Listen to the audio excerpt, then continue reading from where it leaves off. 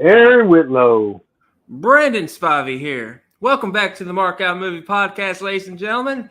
And on today's episode, we revisit an 80s cult classic, maybe? The Secret of My Success, starring Michael J. Fox. Is it a revisit for you? Because for me, it's a brand new scene. It's actually not a revisit. I don't know why I said revisit, because I had never seen this. Never in my life have I seen this. I loved it, though. I had a really good time with it. All right. Secret of My Success came out 1984. I thought it there's a movie that it felt similar to. You remember that movie, Kevin Bacon, She's Having My Baby? I know the title. I know the poster. But I don't remember. I have seen it. I know I've seen it, but I don't recall a lot about it. Other than she's having a baby, and he works in a similar office job that Michael J. Fox does. Other than that, I couldn't tell you what happened.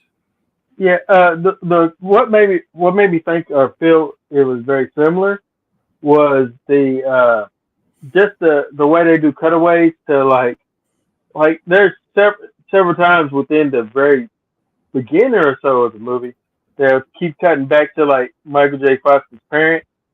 And little, where they're talking about, well, son, do this. Why do you want to go to New York? It just was a few cutaways to that. Yeah.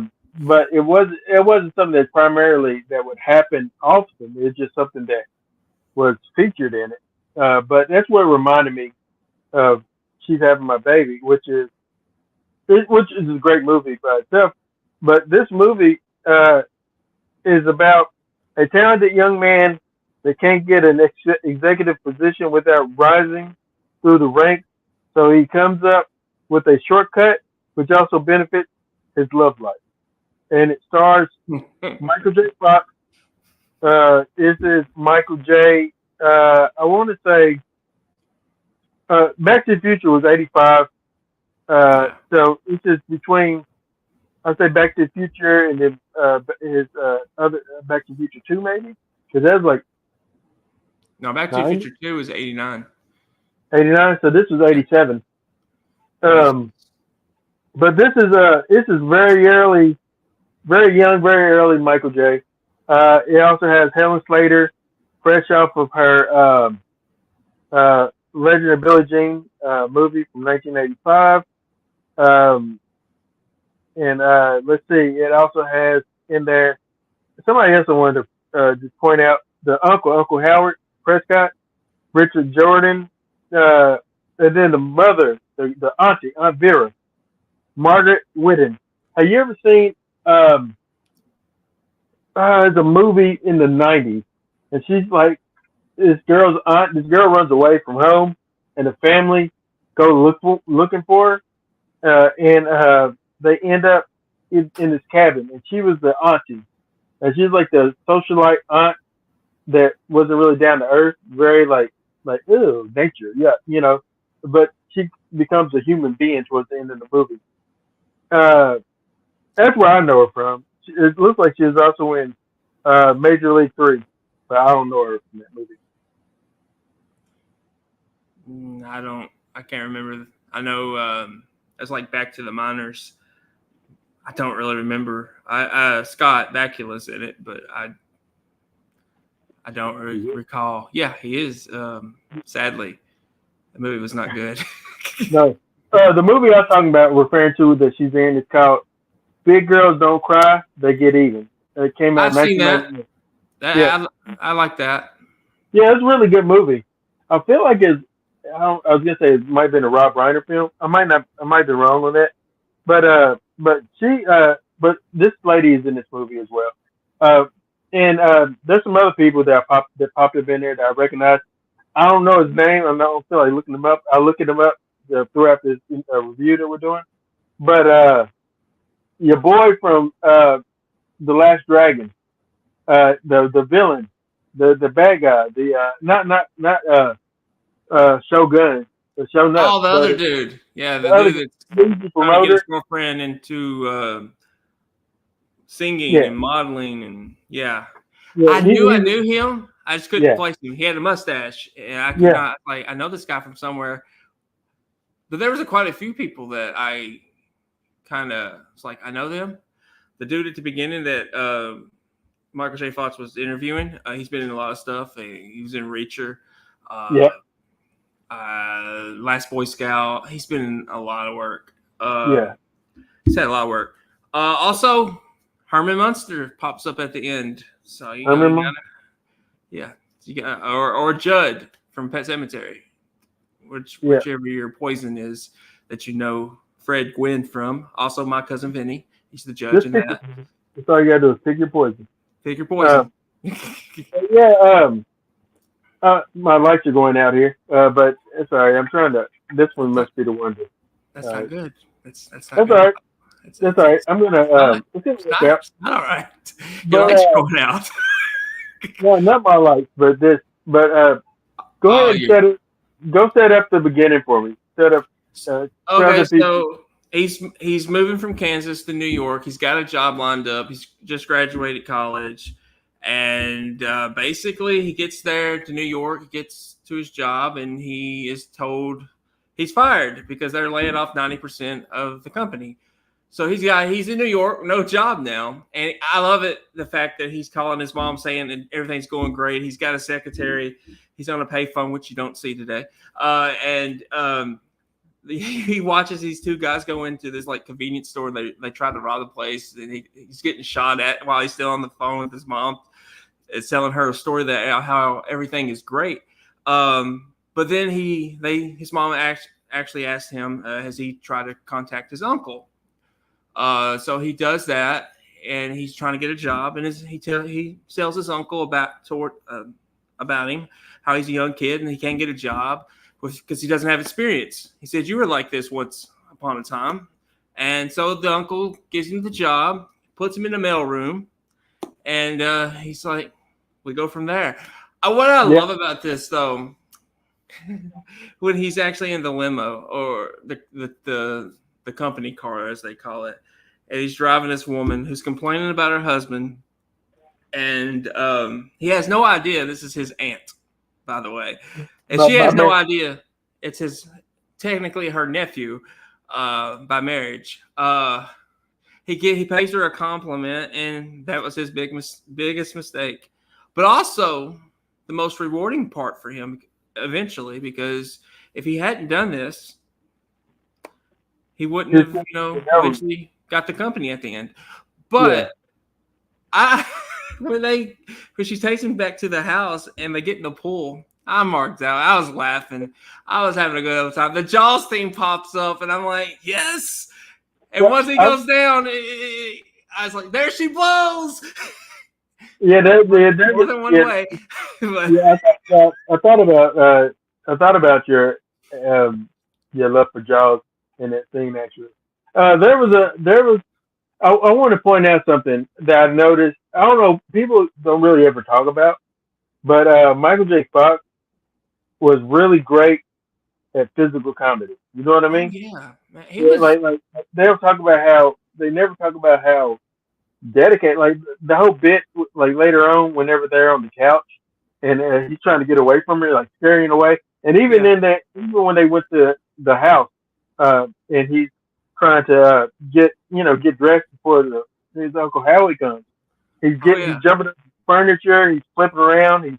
He's putting his shirt on top of the shirt that he's already got on. He's just like, it's the chaos. But man, you can tell that Michael J. was destined to be a star, like in Hollywood. You can tell that he had the charisma, he had the it factor, and I was glued to him whenever he's on screen. I was glued to his character. I mean, he's brilliant in this. I love that scene though, because he's wondering who this husband is, and he looks out the window. Oh my God, it's my uncle! And the realization that he has just slept by marriage only with his aunt. Yeah, we got to throw in there by marriage, because technically, his uncle isn't his uncle. So what it is his uncle's by marriage. It's his uncle. He's married to his wife. He's married to his actual aunt. but his actual aunt died. She got bit by a dog and died. And then he remarried Yeah. this other lady who is comes from money, and so he got to raise up in the scheme of things because of who he married. And Yeah. so it's his aunt, Uncle Howard. It's his Uncle Howard and his Aunt Vera because family is still family regardless. Yeah. Essentially. And so, and I can feel that. I have an aunt who was married to my uncle Jeff at one point, and they aren't married. They divorced and everything. She remarried. He remarried, but she's still my aunt. You know, Yeah. it is that I still consider her my aunt, even though they're no longer married. They both remarried, whatever. I still call her my aunt whenever I see her. But yeah, I had but an yeah, uncle like that. He married my aunt, and they got divorced. But I was closer to him than I was my own aunt. So I feel you. I understand. yeah. But I did like there was such such physical comedy is what I was getting to. Like Yeah. even when he got out, he jumped over the balcony, like of the pool house, and you know, and then like he was hiding, and then he heard the dog coming, and he ran and jumped over the trellis, Yeah. and climbed over the wall and stuff like that to escape the dog. And I love also that Michael J. I love that he has a friend in the mailroom. I love that dynamic between him and his friend in the mailroom. Yeah. I mean, it was a good dynamic. I mean, I mean, I don't know. I loved I just loved him in this movie. I mean, when Mhm. as you said earlier, when he's on screen, you're glued to it, and I totally was glued to him. Like he was so charismatic in this movie. He's so fun to watch. It's fun to watch him interact with everybody. I thought, even the boss in the mailroom that's trying to get him, trying to catch him in an act because he knows something's up. He knows he's doing something he's supposed to be doing. He's always late, and he's trying to catch him. And I actually love the scene where they're running down the stairs and everything. And as you mentioned, his friend helped him out. Says, "Oh, Yeah. I haven't seen him today," or I forget exactly what the words were, but he actually trips the boss. Because Michael J said, uh, you haven't seen me. You haven't seen me all day. I haven't came through here. You haven't seen me. And then like when the boss came through, he says, "Where's Brantley?" He says, "I haven't seen him all day. He hasn't came through here. I haven't seen him." Something like he's like verbatim repeats what Michael J. Jones would say, and I Yeah. chuckled at it. I thought that was a funny moment. Also, somebody else is in this movie. I want to point out you. He played Art Thomason here, but you and I know him Oh, as Uncle Frank Uncle Frank. from Home Alone. Yeah. Uh, Yeah, I he saw was. the back of his head early on in the movie. I was like, "That's Uncle Frank." Oh, you knew it to the back of his head. Yeah, just the back of his head. I was like, "That's Uncle Frank." To, I gotta give myself credit for that because I have not seen him in anything except for Home Alone Yeah, and Home Alone 2. honestly, yeah. The more I think about it, that's all I've seen him in was Home Alone, Home Alone 2. I'm looking at his IMDb. He was also in. He's in The Following in 2015 with Really? Kevin Bacon. I didn't. He's in a few episodes. Episode 2 and 3. He was in Superstar as Father John. I had no idea. Um, Literally, and he's in some other stuff, but I only know him as Uncle Frank. He's gonna Yeah. be forever Uncle Frank. I feel. I felt like he was Uncle Frank in this movie, like his job before he became a loafer off of his brother Yeah. in Illinois. So, but yeah, I saw him and like that. We have to talk about it when we get there. But I thought that he was good, snobbish, yes man, Yes, man. and I love that scene with the other yes man, like kind of on the roof with Howard, Yeah. and they're like yes, yes, yes, yes, whatever, you know. He's one of them said, yeah, I'm tired, and then he's like, and you just start jogging again, because like yeah, and then like Yeah. they treat that one guy Davis so bad, they said, Davis, someone wants to hear from you, and he's kind of grimace. Yeah. Then at the end, Davis when the dude gets fired and Davis just smiles like Hmm. gleefully. It's just like it was a beautiful little movie that was done. Yeah, I mean, it really was. I wasn't expecting to really like it a lot, but I did, and all the credit I give all the credit to Michael J. Fox. He was great. Like when they were in the limo, right? And she's explaining everything, and he's like, "Can I do anything for you?" It's like and she says something. And he's like, "Stick of gum." Just the wittiness of him in that particular moment. I just bursted out laughing. I mean, what's a stick of gum gonna do for her? I've I've seen this poster Oh uh yeah, for forever, but I've never watched. I don't know why I never desired to watch it. I guess because when I think of Michael J, I immediately think of Back to the Future, Teamwork. yeah. I feel that because I know you talk about him a lot. You have love for Michael J. Fox, but you said last week you really hadn't seen much out of him, like except for Back to the Futures, The Frighteners. Um, I forget the other one. There was Uh, another one, Life of uh, Mikey. I like think with maybe. Mikey and Mars Attack, which disappoints me because I killed him off uh, fairly Yeah, early on. And then also Casualties of War, Casualty of War. yeah, he's really good in that. Like him and Sean Penn. Like they gave great performances. That's a sad movie though. Yeah. But that also This, proved that he was a well-rounded actor. Like he could do it all. So wasn't just a what comedic actor. What were your thoughts on Helen Hunt or I Helen mean, Helen Slater? Slater. You Slater know, in this movie. she's done something else that I've seen. It's not Supergirl. Supergirl. I've never Oh, seen okay. that. It was another '80s movie she did that I've seen. But I mean, she was all She's right. she's in Ruthless People. She's also in It was Danny DeVito and Billy Crystal. I think so. Okay, She's I've seen also that. in one of the most famous bad movies is Deadly Friend. Have you ever seen Deadly Friend? I have not. She's she's the next door neighbor girl. I think she gets brought back as a robot or something. I don't remember. And and she's like Wow. goes on the killing spree.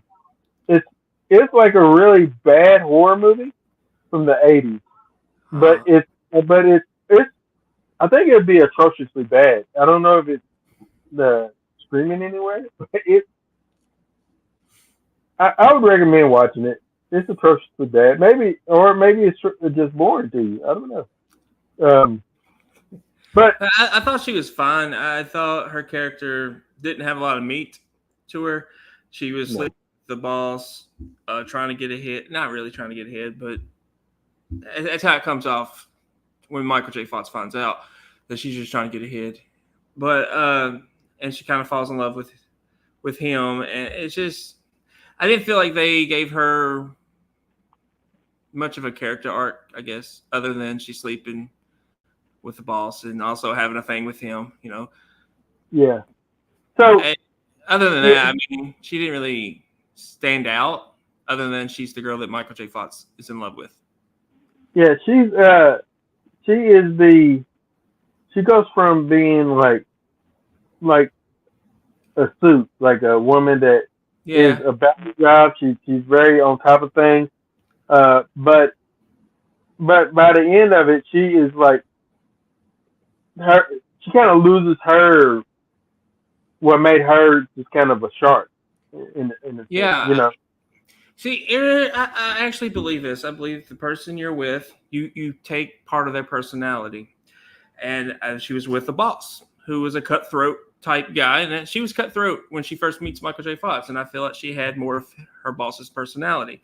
More she spends with Michael J. Fox's character, Brantley, I feel like she's taking more of his personality.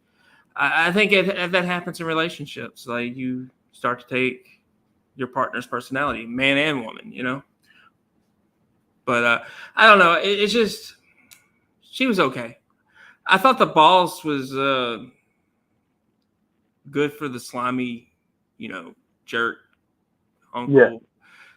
Uh, I did love the end though with him when the wife kind of gets one over him, but you know, but he was good for what he was in. But I really liked the wife. I thought she was great. I thought she was limited, but she was really good. I mean, I was totally invested in her character. She was actually giving Catherine O'Hara energy to me. And that's a compliment because Catherine O'Hara is such a underrated actress and comedic actress as well. But but the Aunt Vera, she was she wasn't never a sleazy or ugly character. Even with what she did, because she did it because her husband never really paid her any type of compliment or anything like even they kind of show that in that one scene where he comes in and she's like laying there and she's like, hey, how you doing? And he's like, what's for dinner? Yeah. She's like, okay, just like, but yeah, there's no love in that marriage at all. I want to mention real quick. I first knew Helen Slater from I seen Legend of Billie Jean that came out a year after Supergirl, before I saw Supergirl. So I know her primarily from Legend of Billie Jean, and so but I thought that she was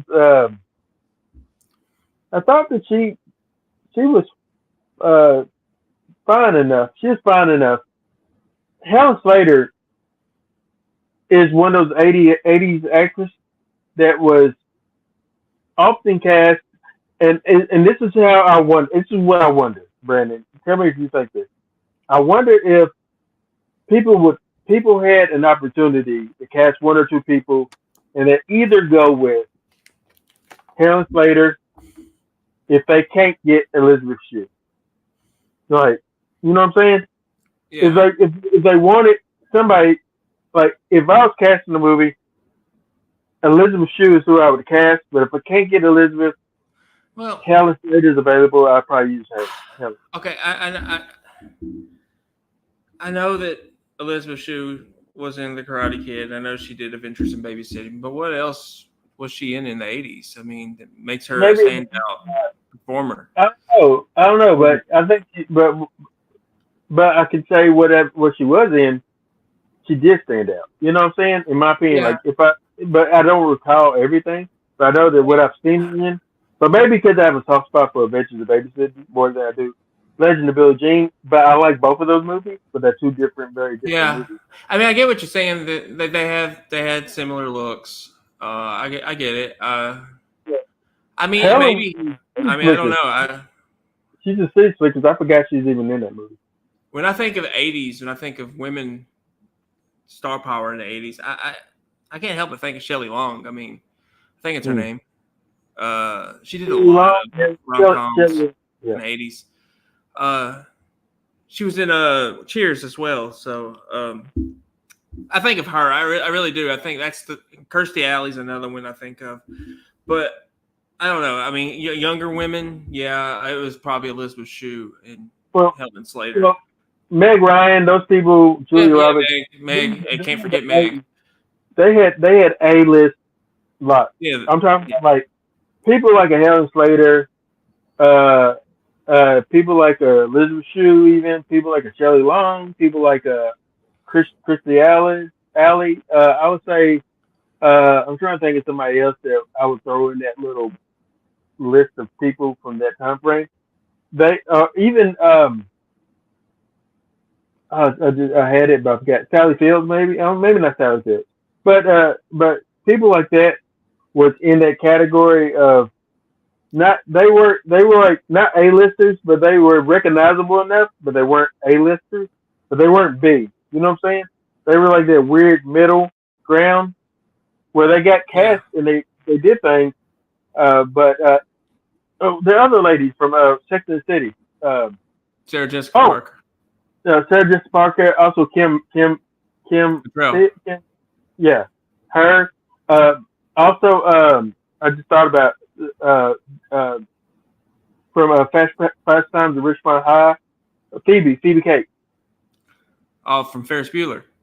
No, she wasn't from Ferris Bueller. She was from Pastime at Ridgemont High. She's from Gremlins. You know, she's not from.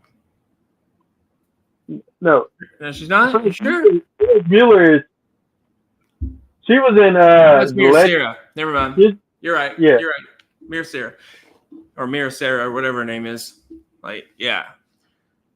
I know. I know who you're talking about, but I swore I thought she was in. Oh, also that Jennifer Grey from Ferris Bueller, Dirty Dancing, the Red Dawn movie. Jennifer Grey and Dirk. I think. Yeah, she was in Dirk. Yes, she was. That's what most people know her from. I mean, I know her from that. My aunt made me watch that on a daily basis. I just can't. I was today years old when I realized Helen Slater wasn't in Deadly Friends. It was actually on the movie that she wasn't even in. How about that? The woman looks crazy a lot like her. It's Christy Swanson. Oh yeah, from The Chase and Buffy. Yeah. She looks a lot like. Yeah, they do actually. They do look a lot like. Yeah. Yeah. So that's an easy mistake to make. But she's more like in the 90s though.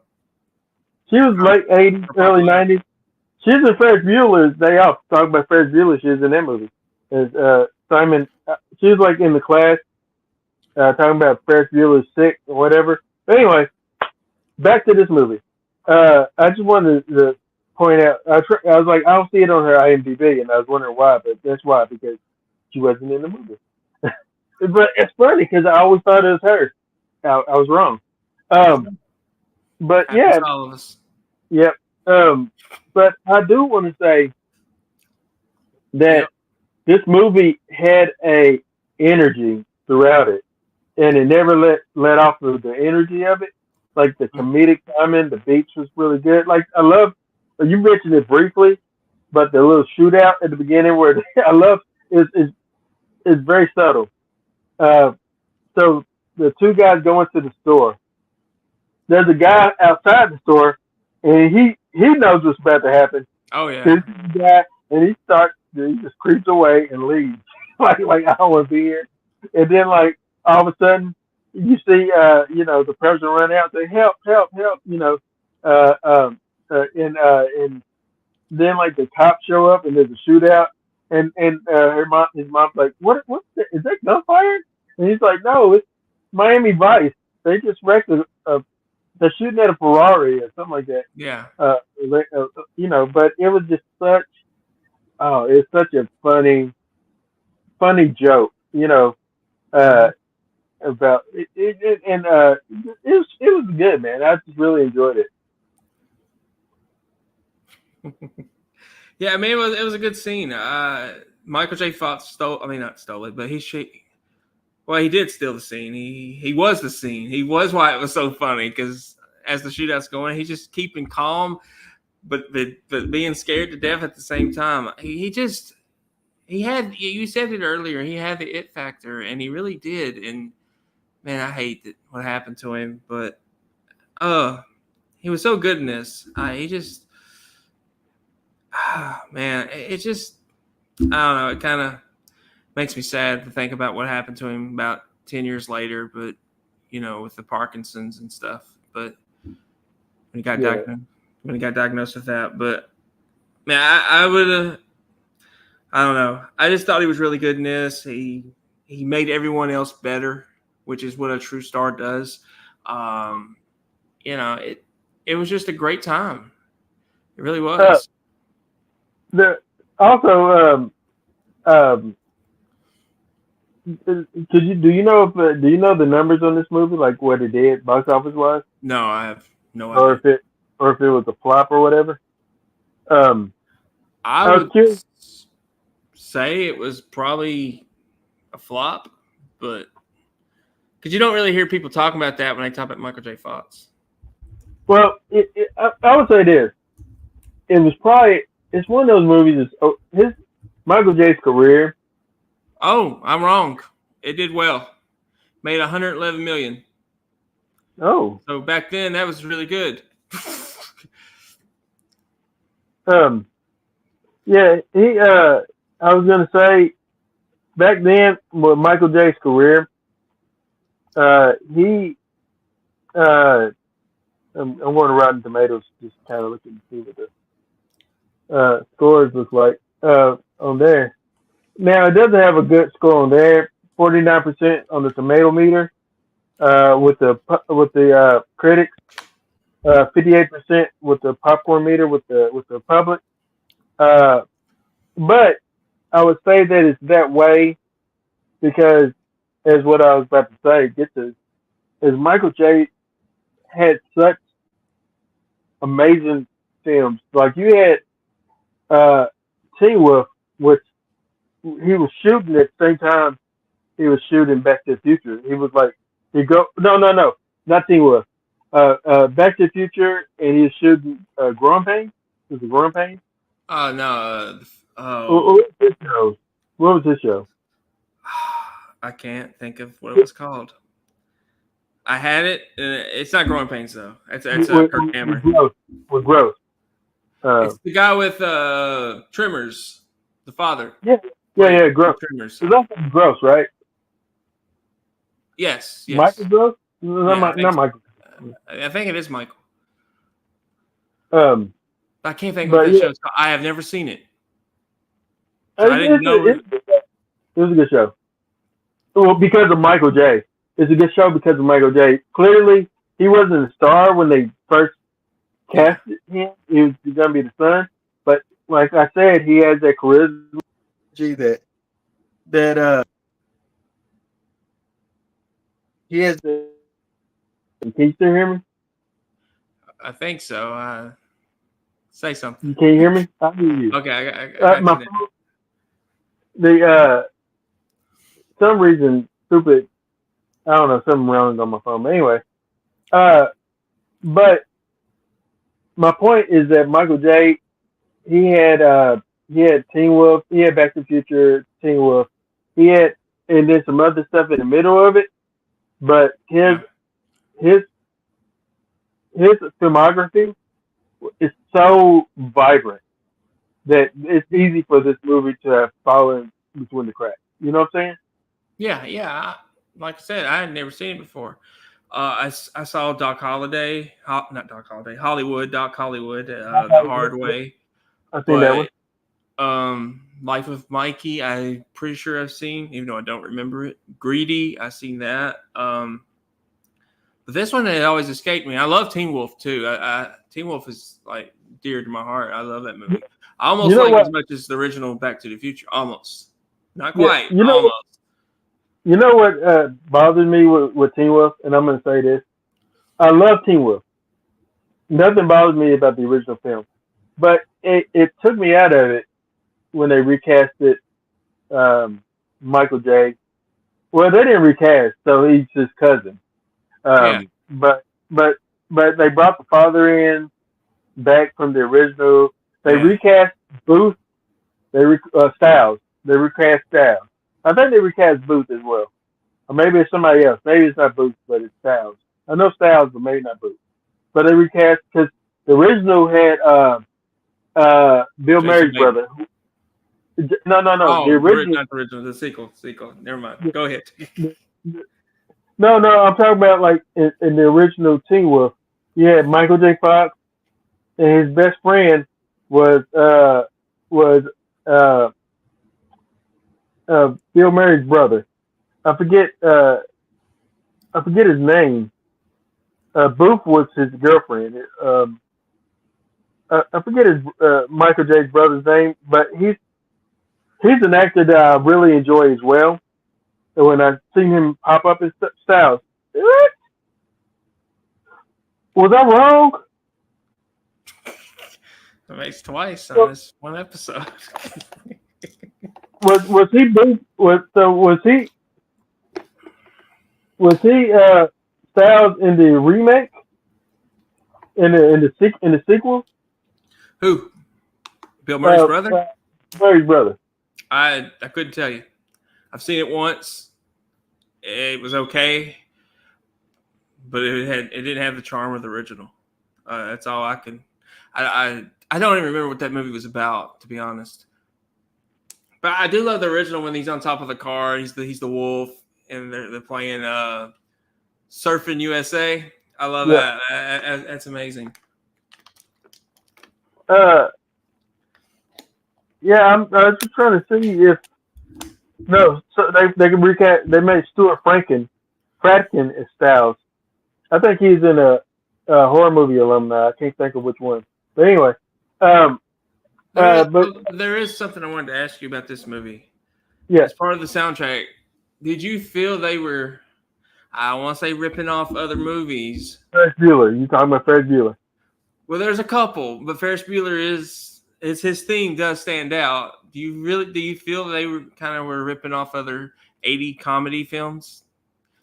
I don't know, because this movie came out in '87. Ferris Bueller came out in '86. I would argue and say, Ferris Bueller was probably made in '85 and was released in '86. Typically how it goes. This movie then would have been made in '86 and released in '87. So that theme would have been well known. So I would say they knew what they were doing with the Ferris Bueller. That chicka, boom, boom. The theme that you really think of Ferris Bueller. Yeah, and to be honest with you, it made me more invested in this movie by hearing it. If that's really? It did. I was like, I don't really care much for Ferris Bueller, but I know the theme. I know it's Ferris Bueller. I just don't care much for the movie. I think it's Matthew Broderick. I just don't believe him in the role as Ferris Bueller. Also, I didn't think he was a very good person. Very selfish. I like the dude from Speed and Twister better. I can't think of his name. Alan Ruck. Yeah, him. I loved him. And I thought he was the best character in the movie. He's the most relatable character in the movie, but I don't know. Maybe it's a Matthew Broderick thing. I just don't like him all that much. Even in Cable Guy, I didn't care for his character. Godzilla, I wanted Godzilla to eat him. I mean, I just don't like Matthew Broderick. I don't know why. I don't have a reason. Well, I would say this about Matthew Broderick, that I don't typically, I won't search out a Matthew Broderick movie. The one with him and Reese Witherspoon. You remember? He's talking to the cat. Yeah, she wants loving. The one with him and Reese Witherspoon. Mm-hmm. I thought I wasn't a big fan of him in there. Election. Yeah. Yeah. He was. Yeah, I'm not a big. I can agree with that. I'm not a huge fan of Matthew Broderick, but she was really good in that though. When I see him, I'm like, but you're right with Godzilla. I was there for Godzilla. Jean Reno, maybe. Yeah. Hank Azaria. Yeah. He was great in it. I was there for. Blonde was great too. Matthew Broderick's love interest. She was great. For other reasons, she was great. But back to the original thing before we check this trail of Ferris Bueller is: do I think that this movie, secret to my success, did it borrow heavily from? I would say it borrowed heavily from its time. You know what I mean? It was a fish out of water story in the sense of Michael J. Fox's character is from Kansas and he goes to New York and he doesn't really know how life is going to be in New York. But it wasn't like he was aloof or nothing like that. Yeah. But he was really super smart. He found a way he started reading stuff in the mailroom. He started finding ways to he could go and sit in a corner office and do a job, create a character for himself. It wasn't going to work out eventually for him to continue doing that. But I thought it was an interesting little. I thought it was an interesting film,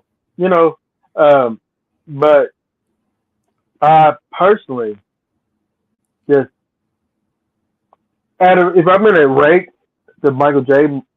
Fox films, I'll put this movie, if I'm doing a top five, where to make my top five? I don't know. Back to the Future is my number one. Back to the Future 2 is my number two. Back to the Future 3 is my number three. Life with Mikey. Frighteners. No. Frighteners and Teen Wolf. So no, it wouldn't make my top five, but Yeah, I I don't think it would make mine because it's Back to the Future. It's Back to the Future 2. It's Teen Wolf. I really like The Hard Way. I really like The Frighteners. I don't really remember Life of Mikey, so I can't put that. I really like Greedy too. It might be a toss up to Fret number 5 spot, but I don't think it would get it.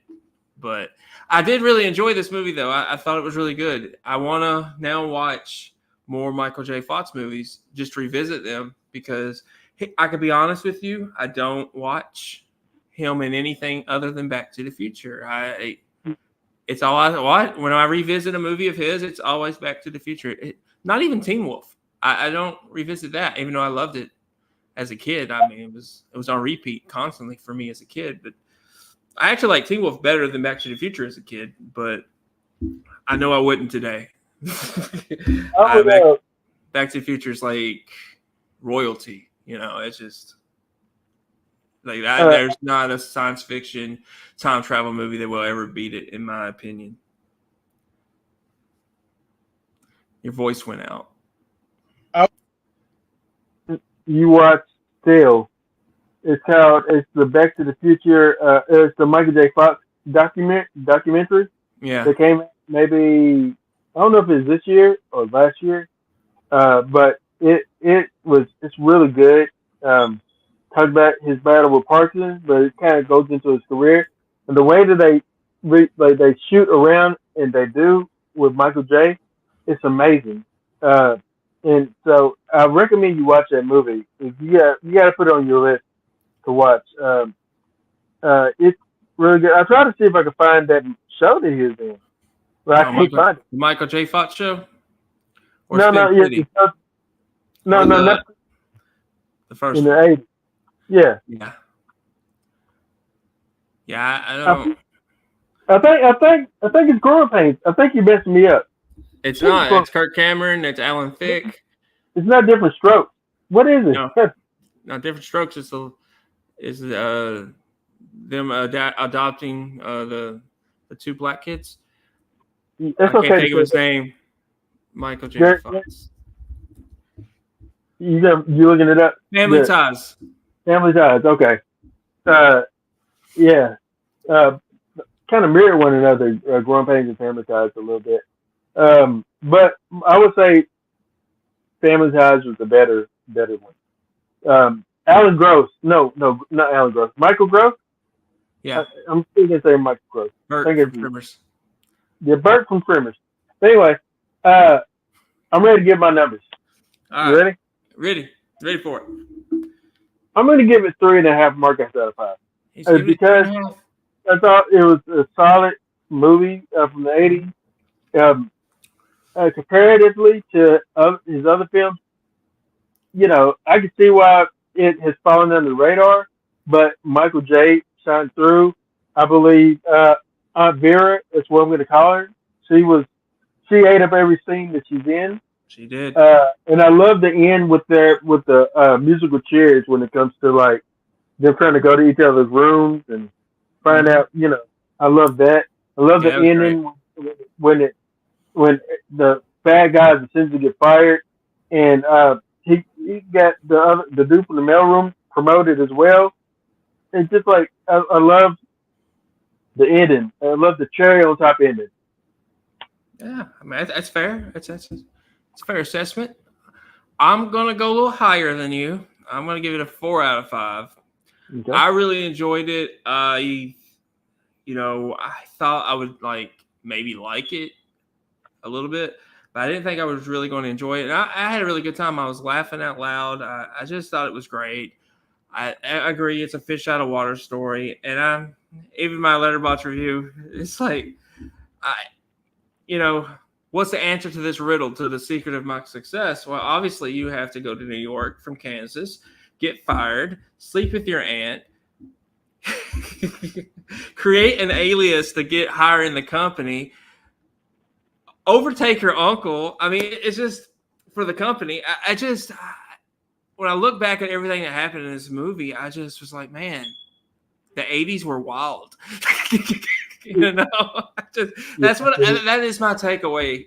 The 80s were wild. I really miss that era of movies. Like, there's so many classics, and Stripes was another one that I hadn't seen and I just totally loved. I know you're not a big fan, but it's my favorite Bill Murray movie. It's my favorite Bill Murray performance. Something I hadn't seen before, and this is another one that I really liked. And I want to revisit or visit some 80 classic movies that I've never seen, like Three Amigos with Chevy Chase, Steve Martin, and what was his name? The other dude, Martin Short. Martin Short. Okay, I've never seen it because I kind of steer away from Chevy Chase. I like him, but I don't like him like him. Like he's Christmas Vacation to me. But anyway, I love Steve Martin. I think Steve Martin was probably the most balanced comedic actor in the 80s. That's just my opinion. I mean, I don't feel people love Steve Martin enough or give him his flowers enough. So I'm going to give you your flowers, Steve. Love you. But yeah, I really like this movie, though. I mean, it was good. Let me ask you this question. Have you ever seen Private Resort from 1985? Okay, that can't be with Corey Haim and Corey Feldman. No, it's a movie. It's the second movie of Johnny Depp. Definitely not. Yeah, it came out in 1985. It's on Tubi. I might have to pick it after we do the Halloween stuff because we're getting into Halloween next week. Yeah. So I'll have to pick it. It's on Tubi. It's a movie about two best friends that go to a little private Florida resort, and they're trying to essentially it's 80s, trying to get laid, trying to have a good time. But it was fun. It was a fun movie, and so Johnny Depp is in there. Yeah, very young Johnny Depp. I have missed probably majority of Johnny Depp's 80s movies. I didn't really get into him till like Nick of Time, which was like the mid 90s, and then I did watch Nightmare on Elm Street, of course, and I did watch Cry Baby, but other than those two, I don't think I've seen anything from the 80s from him. He just wasn't. I wasn't. I don't want to say attracted to his filmography, but I don't know. I don't know. He just didn't call out, come watch me. Did you ever? Have you ever? And then we'll end. Quick question: have you ever seen Porky's? Have you ever seen? Yeah, I've seen Porky's. All three Porky's. Yep. All right. What about the last? I hadn't seen Meatballs. What about The Last American Virgin? 1982. I don't think so. It was for me. It was a precursor to what American Pie was. That and Porky's kind of gave me both vibes of that. Yeah, it's about two guys, like two friends trying to lose their virginity. Yep. But yeah, it's something that is on. There's nowhere available streaming. So, but maybe it's something that we'll watch eventually. But anyway, next week's episode, guys, we're going to be reviewing a movie by the name of Low Lives. It is on Tubi. It's a Tubi original horror movie. Came out this year. I can't wait for us to kind of get into. Oops, I don't want to put StreamYard up there. Can't wait for us to get into our horror movie time frame. It's just Quick question. Question about you. Do you already have yours set up? Like you know what you're picking? No, okay. I'm going from the hip. Okay. Because I have no idea what I'm picking. Like that's fine. But all right. In the meantime, what do we want people to do, Brando? If you like this episode, you want to see more, click that like, click that subscribe, comment, share the Mark Out Movie Podcast. You can follow Aaron on X. I think he's on there. He's definitely on TikTok. Yeah, I'm not. I mean, I am, but I'm not. I don't get on it. But it's fine. And then comment. And then if you want us to review anything, even in this horror season, we asked for it to be streaming somewhere. What I have is Netflix. We have Tubi. We have Pluto TV. I have Hulu. I do too. I have TV Plus. I have Prime. I don't. And I have Max. I do not. But I have Peacock though. Yes. I have Peacock as well. Yeah. So not to brag about it, but you know. Yeah. Just shout out. Let us know. We'll review it. All right. In the meantime, in between time, Aaron Whitlow. I'm Brandon Spivey. Thank you for marking out with here on the Mark Out Movie Podcast. Have a good rest of your week. And stay safe.